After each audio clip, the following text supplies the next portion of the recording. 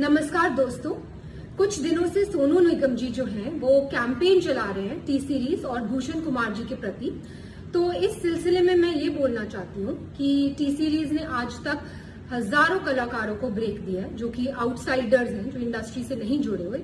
उसमें music directors हैं, singers हैं, लिरिसिस्ट हैं, एक्टर्स हैं, डायरेक्टर्स हैं। मैंने खुद अपनी डायरेक्टेड फिल्म यारियां में 10 न्यू कमर्स को चांस दिया। उसमें से 4 लोग, नेहा कक्कड़, रकुलप्रीत सिंह, हिमांशु कोहली और कंपोजर आर को आज बड़े हो चुके हैं। और सोनू निगम जी से मैं ये पूछना चाहूंगी कि वो बोल रहे हैं कि इंडस्ट्री में टैलेंट को सही दिशा नहीं मिलती। तो सोनू जी, आप तो लेजेंड है, आप तो बहुत बड़े कलाकार है। आपने आज तक कितने लोगों को चांस दिया है?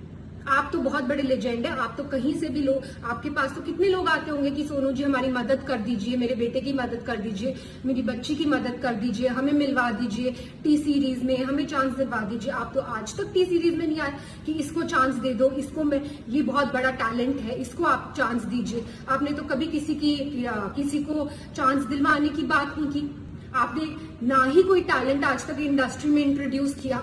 तो एक बात मैं आपको बता दूं सोनू निगम जी कि सोशल मीडिया पे कैमरे के पीछे छुप के बोलना बहुत आसान है, पर आपने खुद ग्राउंड लेवल पे कितने टैलेंट को आगे बढ़ाया? किसी को भी नहीं। अपने सिवा, अपने आप को छोड़ के आपने किसी भी टैलेंट को इंडस्ट्री में चांस नहीं दिया।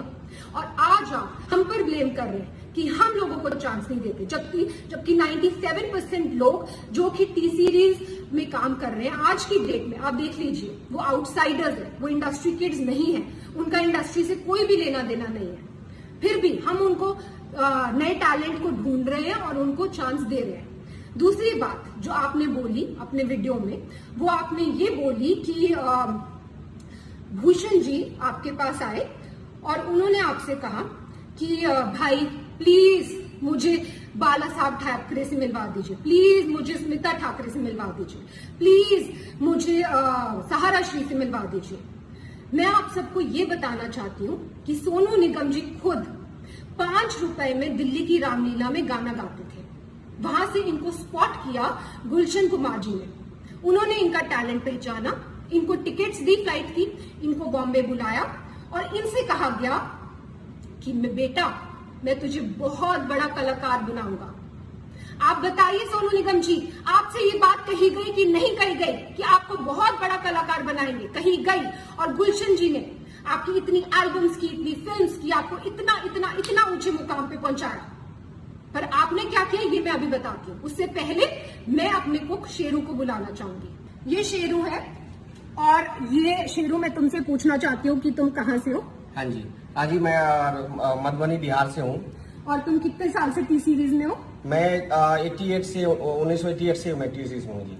तो तुम मुझे क्या बता रहे थे सोनू निगम जी को? सोनू निगम जी के बारे में मुझे मालूम है बेटा। मैं जब आप लोग नहीं थे तभी गुलशन जी ने इनको दिल्ली से बम्बई लाए थे। मैं गुलशन जी के साथ ही उस टाइम में था, भूषण जी भी नहीं थे उस टाइम में। मैं गुलशन जी के साथ, मैं और वो लोग बम्बई में रहते थे। सोनू निगम जी आए थे, उनके पास वो ऐसे छोटी स्कूटी होती है ना, उस भी आते थे। हमने हमारे ऑफिस में वो रिसेप्शन में बैठे रहते, कितना भी साहब आते थे तो उनसे मतलब मुलाकात करनी, कभी कोहली जी से, कभी मुकेश वगैरह, उनसे बातें कर रहते थे। घंटों घंटों लाइन में बैठे, मतलब वो उनसे बातें करना। फिर धीरे धीरे साहब आते, फिर साहब ने उनको बोला था कि मैं मतलब काम कराना है उनके साथ काम। कुछ बहुत दिन के बाद साहब ने, 2-4 महीने के बाद साहब ने उसको भी आगे काम दिया। बहुत सारे एल्बम बनाए, बहुत फिर फिल्मों में चांस दिया, बेवफा सनम वगैरह बहुत हिट हुए उस टाइम में। तो आज नाम बन गया, बहुत बड़ा नाम हो गया। मतलब जब से मतलब ये जो भी है आज, ये जो भी है सब गुलशन जी की वजह से ही है मेरे हिसाब में। हाँ जी। सोनू जी की आप जानते होंगे, ये हमारे घर के कुक है और 88 से ये हमारे घर में। एनीवेज, अब मैं ये बताना चाहती हूँ कि 1998 में जब टी सीरीज की फैमिली के साथ ये हादसा हुआ था और गुलशन कुमार जी को खत्म कर दिया गया था, तब सोनू निगम जी ने क्या किया? तो सोनू निगम ने सोचा कि अब तो टी सीरीज का क्या होगा, टी सीरीज का तो कोई करता धरता है नहीं। ननू यानी कि भूषण कुमार, जो कि गुलशन कुमार जी के बेटे हैं, वो तो सिर्फ 18 साल के हैं, उनको तो कुछ आता धोता है नहीं। वो तो खुद ही मेरे पास आके हेल्प कर रहे हैं, मांग रहे हैं कि भाई मुझे इससे मिलवा दो, मुझे इससे मिलवा दो। वो तो किसी को इंडस्ट्री में जानते नहीं है।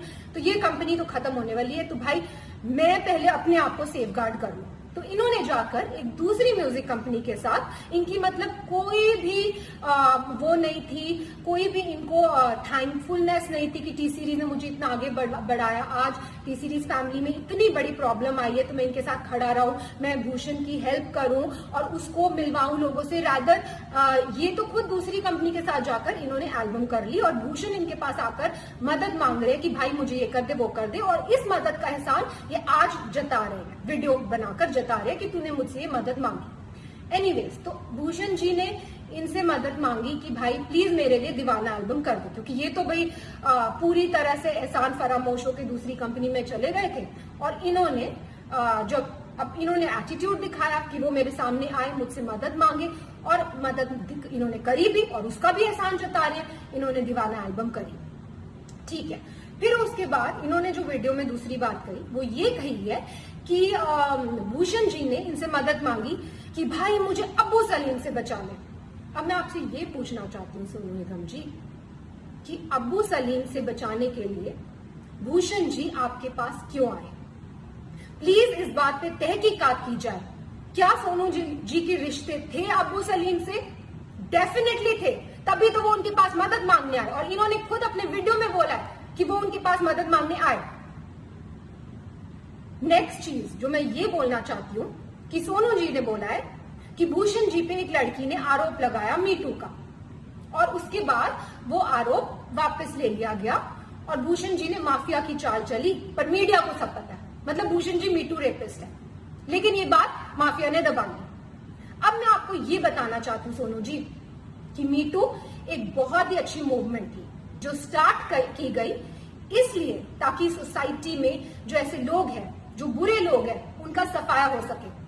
पर इस मूवमेंट का बहुत सारे ऐसे लोगों ने फायदा उठाया, पैसे ऐंठने के लिए, ब्लैकमेल करने के लिए, किसी को किसी से वेंजेंस है तो किसी लड़की के कंधे पे बंदूक रख के चलाने के लिए, और ऐसे ही हमें बहुत सारी ब्लैकमेलिंग कॉल्स आई मीटू के टाइम पर। उस टाइम पर हमने सिर्फ पुलिस की सपोर्ट ली, पुलिस की हेल्प ली, और पुलिस ने तहकीकात की और पुलिस ने ये क्लियर कर दिया कि ये तो सीधा सीधा ब्लैकमेलिंग का केस है। और पुलिस ने हमने पूछा कि क्या आपको कुछ करना है, कुछ मानहानि का दावा करना है या कुछ करना है, हमने डिसाइड किया कि नहीं, हम मीडिया तक में भी ये बात आउट नहीं करेंगे कि क्या हुआ है हमारे साथ। क्यों? क्योंकि हम खुद किसी लड़की को डाउन क्यों करें, हम किसी लड़की को क्यों उसको इस तरह भरे बाजार में उसकी इज्जत उतारें। लेकिन उसका ऐसे बहुत सारे केसेस आए हमारे पास, और उसका फायदा आप जैसे लोग उठाते। और कई लड़कियों ने एडमिट भी किया कि कई लोगों ने जो सच्चे दुश्मन है इंडस्ट्री में, उन्होंने वो पीछे थे इस मिली भगत के, लेकिन देखिए आप आज भी इसका फायदा उठा रहे।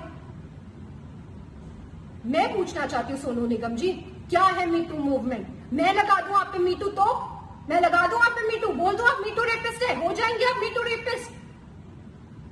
तो प्लीज सोच समझ के वीडियो बनाया कीजिए, क्योंकि आपने धमकाया वीडियो में कि आप उस लड़की का वीडियो आउट कर देंगे। बेशक कीजिए, पर नेक्स्ट टाइम कोई भी वीडियो आउट करना हो, याद रखिए प्रूफ के साथ कीजिए। बिना प्रूफ के मीटू मूवमेंट का कोई मतलब ही नहीं है।